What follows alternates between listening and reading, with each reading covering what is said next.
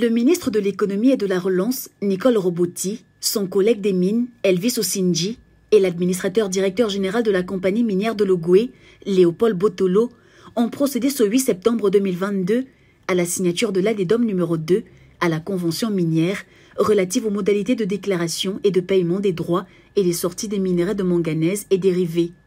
Une rencontre à laquelle prenait part le directeur général des douanes, Boris Admina Atchougou. La signature de cet addendum est historique car elle marque l'aboutissement d'un processus engagé en 2004. Donc c'est un addendum qui va permettre de pouvoir actualiser le mécanisme de perception des droits de sortie du minerai de manganèse.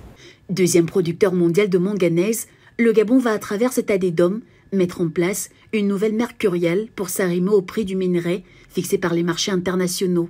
Nous avons mis en place un mécanisme de suivi avec un comité technique qui sera chargé d'estimer au trimestre le montant à pouvoir facturer sur les droits de sortie de Comilog à l'État.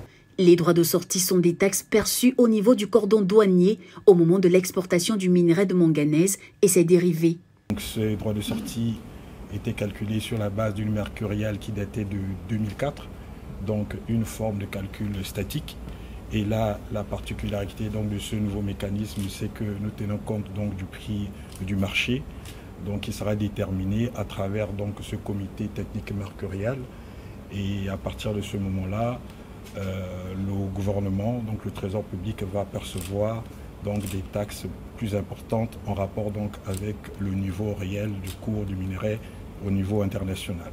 Aussi, cette signature va permettre des avantages sur la périodicité.